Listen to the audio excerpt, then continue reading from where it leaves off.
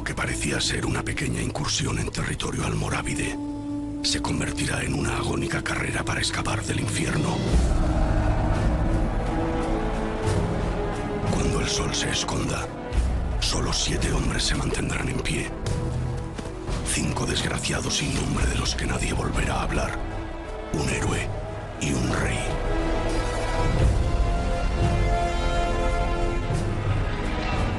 Unos dirán que al mismísimo Jesucristo nuestro Señor no le quedará más remedio que descender de los cielos para socorrer a don Alfonso Enríquez. Otros, que será el Temple y no Cristo quien ponga en fuga a los sarracenos, pues si sus caballeros no aparecen en el último instante de la batalla, nadie volverá a hablar de don Alfonso. Al menos, todos coincidirán en que fue un milagro que salieseis de allí con vida. Alfonso Enríquez será coronado como el primer rey de Portugal. Pero el héroe de Eurique será Gualdín Pais. Por su destreza y valor, será armado caballero sobre el mismo campo de batalla. Y no contento con agolpar todos esos cadáveres a las puertas del infierno, dejará todo atrás para alistarse en la venerada Orden del Templo.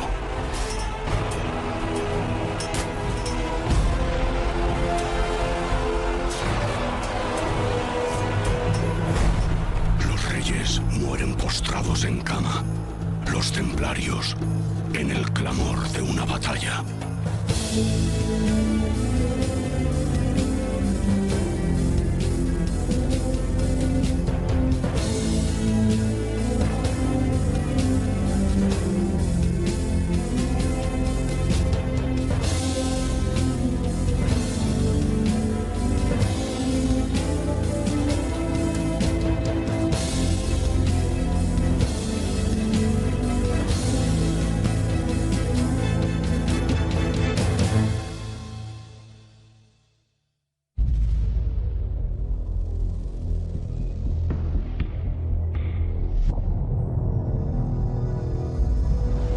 Estas palabras van dirigidas a aquel que hoy tiene la generosidad de renunciar a su propia voluntad y desea afiliarse a la milicia del verdadero rey.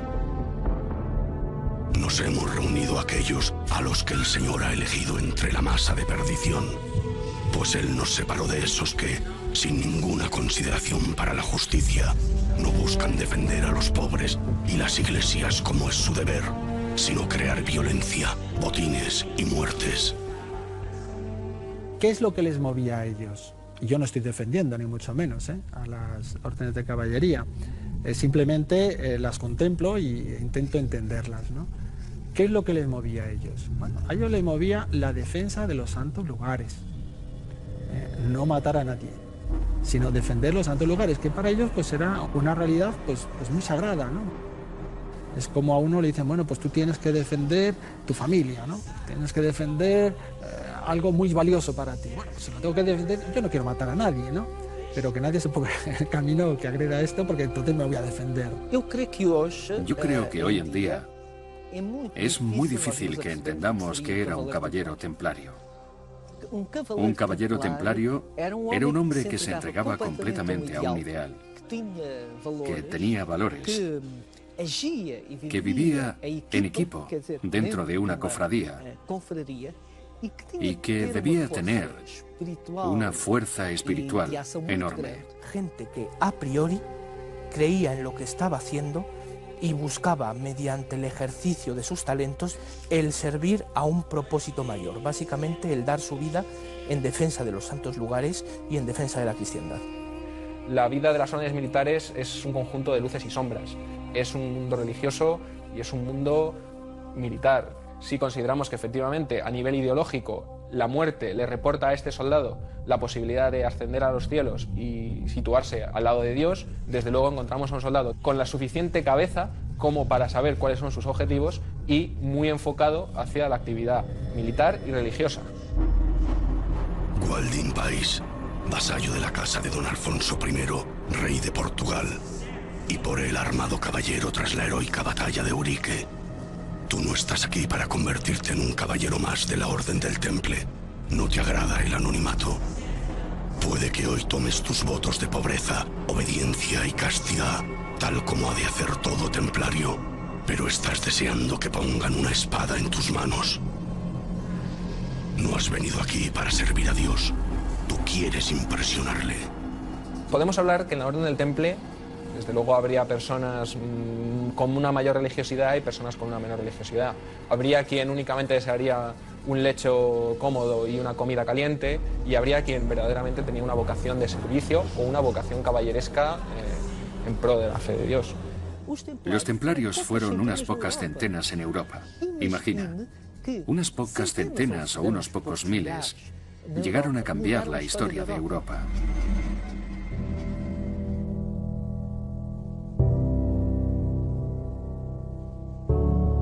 Recibe tu espada, Waldim.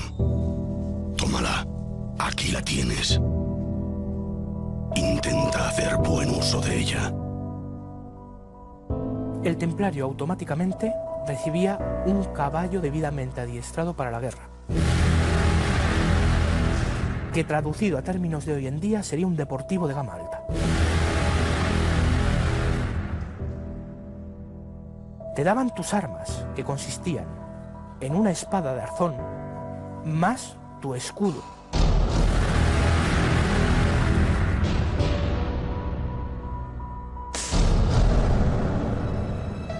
Tu manto, por supuesto, pero el manto era tu placa.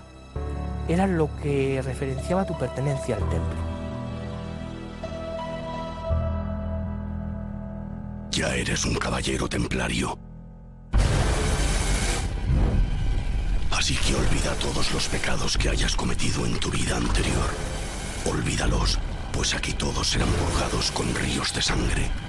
Pasarás 5 años en Tierra Santa. Aprenderás a construir arietes y a reducir ciudades enteras a cenizas. En un asedio, no es el primero en lanzar la piedra el que está libre de pecado. Hay que tener en cuenta que en aquella época era una práctica común que cuando se asaltaba una fortaleza, se pasaba cuchillo a la guarnición en la población. No era algo explícitamente de los cruzados, era algo que estaba extendido por todo el mundo. El ejército sitiador daba la oportunidad a la guarnición para que se rindiera. Si ésta no lo hacía, automáticamente sabía cuál era su destino. Su destino es que normalmente se le pasara cuchillo. Y, en concreto, en mayor o menor grado, también a la población. Un asedio básicamente es intentar tomar al asalto un castillo. En esta época se empleaban todo tipo de armas, como por ejemplo los trabuquetes o almageneques, que eran grandes catapultas normalmente accionadas por contrapesos que se metían piedras en una especie de cajón. La mayoría de tus hermanos son como tú, Waldim. No se han criado en un monasterio. Son hombres de armas que saben muy bien a qué huele la sangre. Ya no son unos simples individuos cargados de ideales, ya son expertos. Muchos de ellos son caballeros que tienen un ejercicio que conocen porque han participado en guerras feudales, en batallas, en escaramuzas y por tanto están preparados para combatir. En el temple encontrarás capellanes, arquitectos, contables, pañeros. Encontrarás monjes y guerreros, temibles guerreros. Técnicamente no son monjes guerreros, puesto que los templarios en sí mismos no son monjes. Su función en la vida y su función en la orden es, en muchas ocasiones, más importante si empuña la espada que si únicamente se dedica a la oración. Tomad y comed todos de él, porque esto es mi cuerpo, que será entregado por vosotros.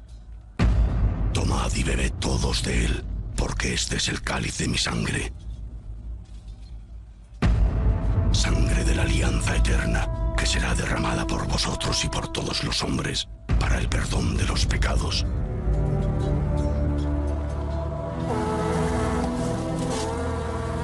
La guerra continuará muchos años estancada en Palestina. La visita a los santos lugares será cada vez más peligrosa para los cristianos. Sin embargo, el avance implacable de la reconquista en la península ibérica hará que muchos peregrinos elijan viajar hasta la tumba del apóstol Santiago. antes que jugarse la vida en el camino hasta Jerusalén. Para nosotros la peregrinación es poco menos que una actividad de ocio, lúdica. Una peregrinación en la Edad Media es un drama que va asociado a la idea de penitencia. Los romeros, los peregrinos, eran penitentes. Se jugaban mucho, se jugaban su propia vida, las condiciones de seguridad de los caminos, la pobreza con la que emprendían esos viajes. Todo esto obviamente generaba todo tipo de peligros y ocasionaba que en muchas ocasiones estas largas peregrinaciones acabaran con la vida del propio penitente. Cuentan que Santiago, uno de los discípulos favoritos de Cristo, fue decapitado en Jerusalén en el año 42 de la era cristiana. Su cuerpo y su cabeza fueron colocados sobre un barco de piedra y sobre él navegó hasta la Galaecia, en el noroeste de la península ibérica.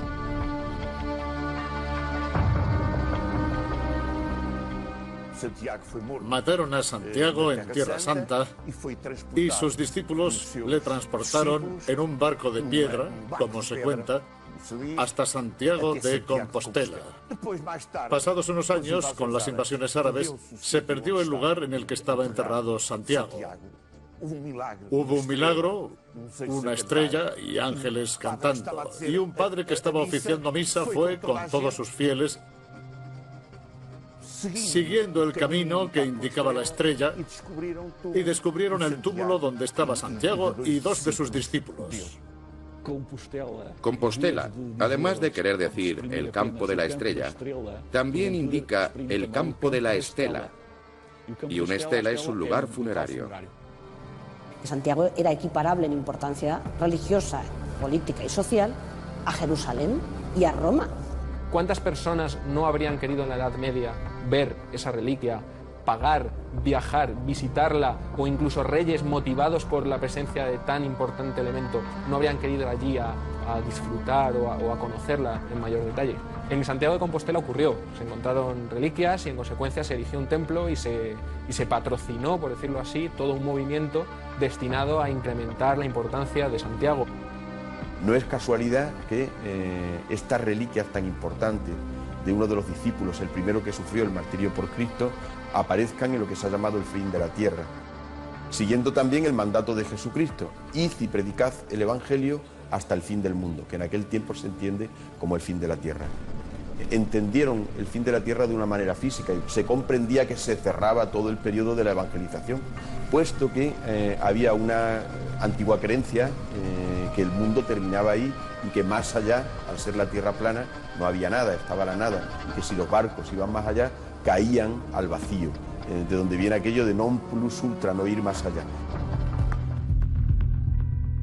Santiago apóstol, él tiene el poder de sanar enfermos, de curar males que habitan en lo más profundo del alma, de bendecir a todo aquel que con un corazón puro se postre a sus pies. Y no solo eso, pues también puede cabalgar y reducir a cenizas a cualquier ejército infiel que tenga el valor de ponerse en su camino. Se contarán por cientos las batallas en las que los cielos se abran para que de ellos descienda el mismísimo apóstol Santiago y, armado con una espada de fuego, encabece las victorias de los ejércitos cristianos por toda la península. Los reyes le invocarán, todos los caudillos cristianos jurarán haber recibido su favor, y así Santiago el Mayor, uno de los apóstoles favoritos de nuestro Señor, de tanto decapitar cabezas sarracenas, pasará a ser más conocido como Santiago Matamoros, patrón de España.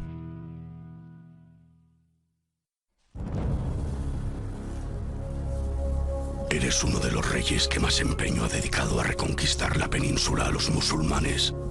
Aún no se han recuperado de la terrible derrota que les infligiste en la batalla de Urique. No te tomes a mal esos chismorreos que circulan por la corte. Eres un hombre apuesto, Alfonso. No solo por tus victorias te llaman el conquistador. Sí. A don Alfonso Enríquez le gustaban mucho las mujeres. le gustaban. Todos nuestros primeros reyes tuvieron hijos ilegítimos. Todos tuvieron un comportamiento poco respetuoso acerca de la función del marido. Se casaban religiosamente, pero no cumplían religiosamente el respeto que debían al matrimonio. A este pecadito, o este pecado, se le llamaba relaciones de esquina, por las relaciones en las esquinas de las casas. Los hijos legítimos eran protegidos en las casas, y los ilegítimos, muchas veces ligados a la sangre real, eran los bastardos de esquina. Esta es una historia que no edifica mucho al rey. Alfonso Enríquez el Conquistador. Era un conquistador.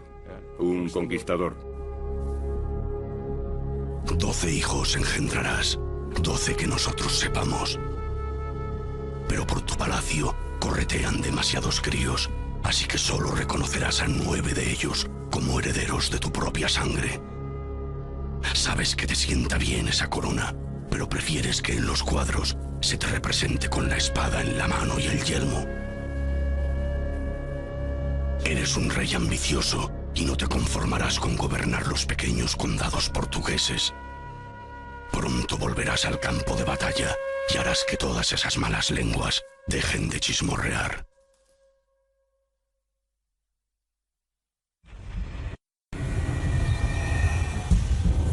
Tierra Santa, año del Señor de 1144. No habrá piedad para los infieles. No se canjearán prisioneros, no se curarán sus heridas y no se les alimentará. No, esta vez el temple no perdonará la vida a nadie.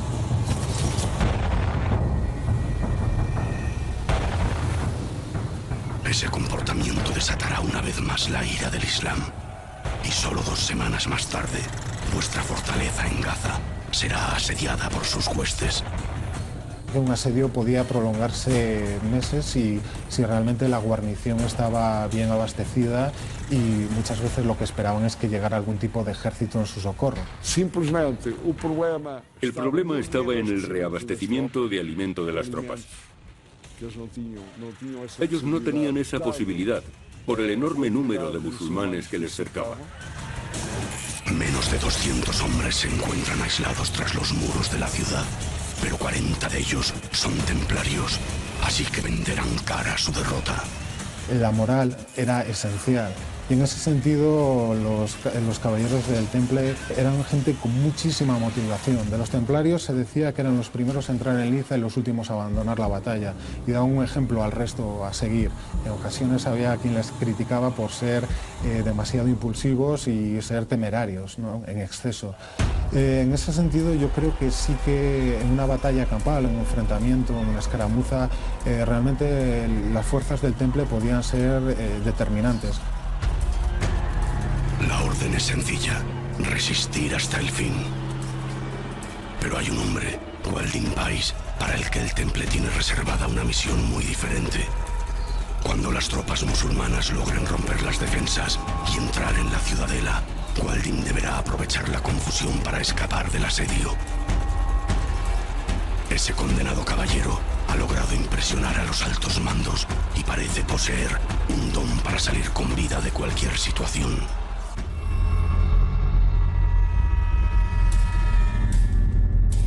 Sus órdenes son claras: salir con vida de Gaza, regresar al recién nacido reino de Portugal y allí reforzar y ampliar las posesiones del Temple. Para cuando la ciudad de Gaza caiga en manos del Islam, Gualdin ya estará a muchas leguas de distancia y camino de Portugal.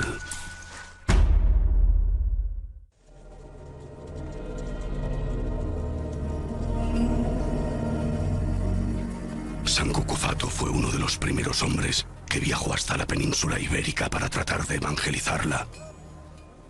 Corría el siglo III y eran los romanos quienes gobernaban estas tierras. Le condenaron a muerte.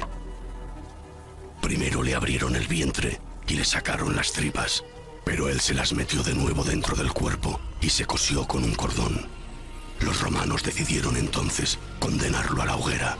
pero se levantó un fuerte viento y se apagaron las llamas.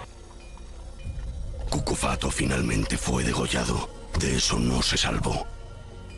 No me preguntéis cómo, pero hoy, 900 años después de su muerte, la Orden del Temple aún conserva un pedazo de hueso de uno de los dedos de San Cucufato. Está a punto de vendérselo a esas dos mujeres, y pronto, tan preciada reliquia adornará la ermita de su ciudad. Siempre por un módico precio.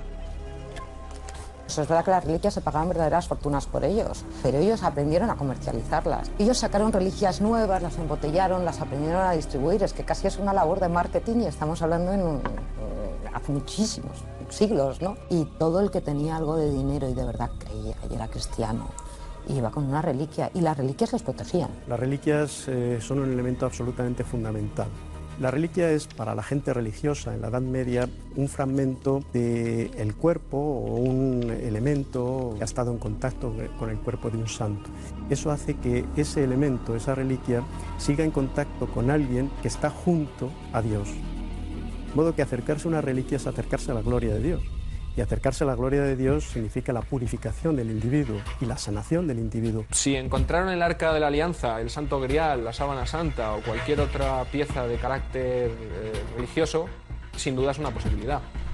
Desde luego no sería la primera reliquia que se encuentra en un templo cristiano y que a causa de su presencia después atrae a cientos de peregrinos.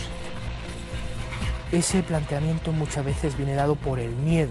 El mismo fervor que te lleva a creer en el poder de una reliquia te lleva a creer a los fuegos del infierno, a la condenación eterna. Y estamos hablando de que eso podía llegar a un nivel de psicosis colectiva impresionante. En torno a las reliquias, tristemente, pues hubo también mucho oportunismo. Pero eso es muy humano. El ser humano es muy aficionado a dar valor a todo lo que considera que tiene valor. Esto puede parecer algo de perogrullo, pero tiene su sentido. Es decir, si yo valoro una cosa, al momento la voy a revestir de oro y entonces pierdo la idea original de que esto es madera sencilla y pobre y que Cristo murió pobremente, porque finalmente esto acaba cubierto de oro, de piedras preciosas, y ahí empieza ya un valor que pierde el valor intrínseco y lo que importa ya es más el continente que el contenido. Una reliquia puede ser tanto un trozo de la vera cruz, la cruz en la que se crucificó a Cristo, como un trozo de la túnica de un papa. Hay tantas astillas de la vera cruz repartidas por el mundo que habrían hecho que el pobre Cristo hubiera sido crucificado en un bosque entero. Antes, bueno, se dice que con las espinas de la corona de Cristo se llenaban catedrales enteras, ¿no? De todas las espinas que había. De las tablillas de la cruz de Cristo. También decían que podías llenar una catedral entera con todas las que se habían vendido. Venderéis 63 dedos de Juan el Bautista, que se conservarán en 63 catedrales distintas. Comerciaréis hasta con los restos de la Virgen Nuestra Señora. Con su velo, con un brazo, con su hígado, su lengua e incluso leche con la que amamantó a Jesús. De su Hijo nuestro Señor Jesucristo, guardaréis con celo 64 de sus dientes de leche. Os arrodillaréis ante sus santos pañales, ante su santo cordón umbilical, y llegaréis a vender alguno de los 17 santos prepucios que se han mantenido incorruptos a lo largo de los siglos. Hay unos siglos donde hay como 800 griales circulando por toda Europa. Digo 800, no sé el número, evidentemente, pero vamos, muchos, ¿no? Igual que leche de la Virgen, un trozo del manto de San José. Y el cráneo de Jesús niño, por supuesto, un cráneo de un bebé elevado por el imaginario popular y por el fervor popular al cráneo de Cristo niño.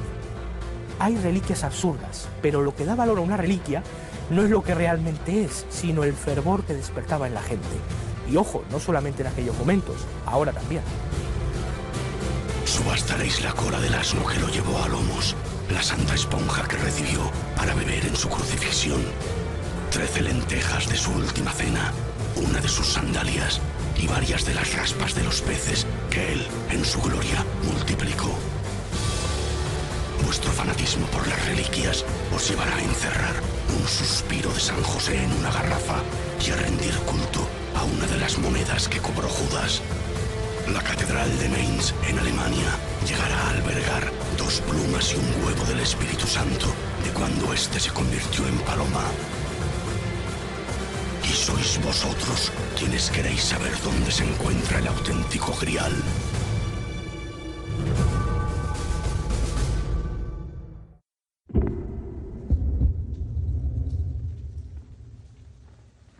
Pocos caballeros disponen de la libertad de campar a sus anchas por la corte del rey.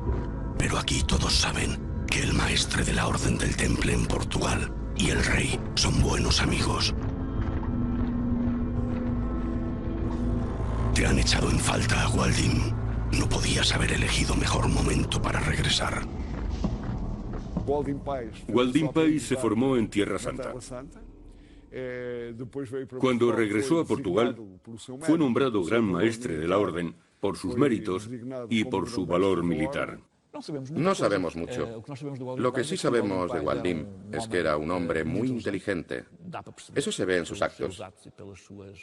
Fue un hombre que, en el tiempo que pasó en Tierra Santa, se hizo con conocimientos y relaciones importantes. Hizo buenos contactos. Adquirió y adoptó un tipo de prácticas que encontramos aquí en Portugal, no solo en la arquitectura militar, sino en la organización de la Orden del Temple. No solo os criasteis en la misma casa. Waldim fue escudero tuyo durante toda su juventud. Te ha salvado la vida en más ocasiones de las que recuerdas. Ambos salisteis con vida de la infernal batalla de Ourique y juntos saldréis con vida de muchas más. Waldim Pais tiene varios aspectos particulares como maestre. Primero porque es compañero de armas del primer rey de Portugal, don Alfonso Enríquez. Y segundo, porque se convierte en uno de los primeros caballeros portugueses, cruzados, templarios en Palestina. Él parte para Palestina como caballero templario, cruzado, y regresa con poderes de maestre provincial. Es él quien organizará la defensa del reino portugués al sur del río Mondego. Waldim Pais fue, y es algo no muy conocido, vasallo de don Alfonso Enríquez. Más adelante, toda la lucha de los templarios fue para lograr que don Alfonso fuera rey. Alfonso es el soberano del reino más joven de Europa, un rey guerrero que no descansará hasta triplicar el territorio que gobierna, pero necesita más tropas. Waldim es el máximo dirigente peninsular de la Orden del Temple y se le ha encomendado la misión de reforzar la presencia de sus caballeros en las fronteras con el Islam, pero necesita la confianza de un rey. Uniréis vuestras fuerzas y juntos cambiaréis los mapas de Iberia para siempre.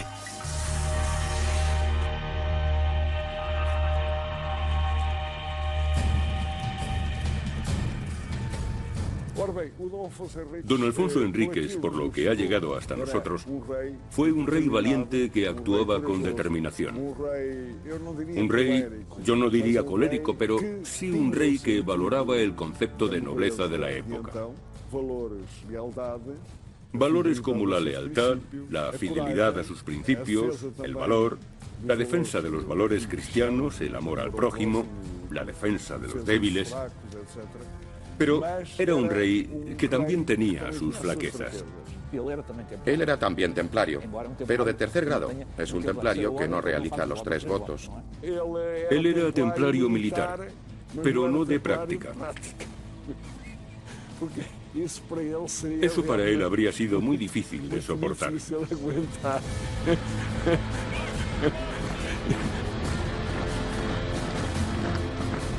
En el año de gracia de 1147, nada más comenzar la segunda de las cruzadas, una poderosa armada hinchará sus velas desde Inglaterra para unirse a sus hermanos cruzados de Jerusalén.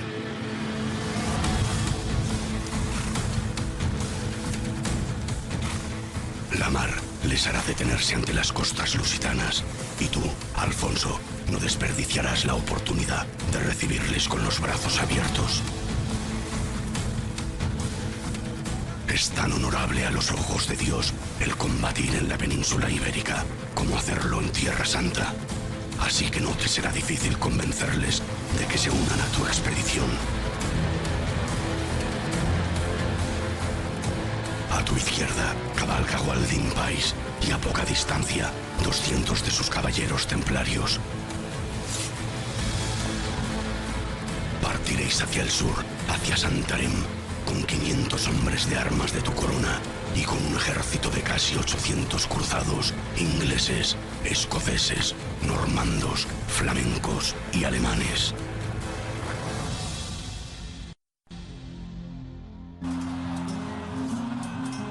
Besaí Saide, así se llama el general enemigo, apostará a sus 5000 guerreros andalusíes junto al viejo puente de Sacabém. Los aldeanos de la zona contarán a sus hijos cómo Nuestra Señora la Virgen hizo que unos ángeles rubios, altos y de ojos claros aparecieran de la nada para degollar a los enemigos de don Alfonso.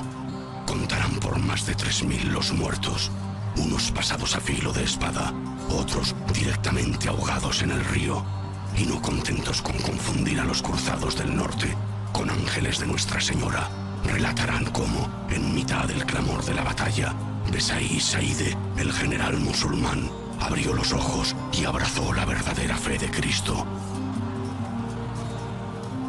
Yo también lo habría hecho antes de terminar ahogado en un charco. No darás descanso ni a tu montura ni a tus hombres. Solo 2 días después de la batalla de Sacabém, pondrás cerco a Lisboa. 2 meses durará el asedio, pero te saldrás con la tuya. En el año del Señor de 1147, tú, Alfonso I de Portugal, arrebatarás Lisboa a los musulmanes. Estas serán las únicas victorias de la cristiandad en toda la Segunda Cruzada.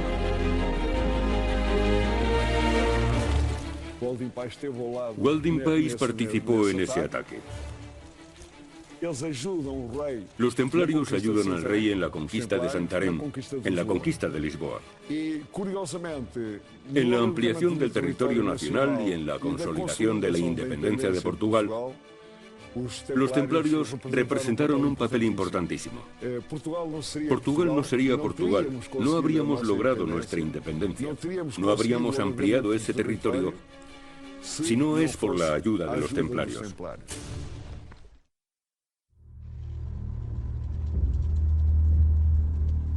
El apoyo de los templarios a la corona portuguesa tendrá un alto precio. Todas esas victorias harán que muchos de sus caballeros perezcan en el camino. La Orden del Temple es rica y poderosa, pero no los hombres que forman parte de ella. Ellos nunca llegarán a disfrutar de todas esas riquezas. El templario era consciente de que más allá de su pertenencia a la Orden no era nada, no era nadie. Él solamente pertenecía a un propósito más alto. Sabían que no se esperaba ningún rescate por ellos. Sí, por supuesto, un hermano templario sabía que primero tenían totalmente prohibido dar cuartel o pedir cuartel. Es decir, tenían prohibido hacer prisioneros y tenían prohibido solicitar clemencia, por así decirlo. No obstante, muchos de ellos caían prisioneros. Cuando un musulmán o cualquier otro enemigo capturaba a un caballero templario, sabía muy bien que nunca iban a pagar porque lo rescataran, que en consecuencia lo único que podía hacer era o liberarlo o librarse de ellos. Saben que no van a obtener nada de ellos y si los dejan libres están liberando a enemigos potenciales que al cabo del tiempo que sea volverán espada en mano para intentar acabar con ellos. No se pagaría rescate, insisto. Un templario no era más que lo que la Orden quería que fuese y no debía nada a nadie más que a la Orden. Y en tanto y cuanto la Orden, mejor dicho, el temple, estaba sujeto al voto de pobreza, no podían pagar nada con él, nada era suyo. Por eso su voluntad de vencer, por eso su capacidad de combatir, porque sabían que no tenían la más mínima oportunidad si caían prisioneros. No iba a haber canje. Lo más normal es que acabaran sacrificados.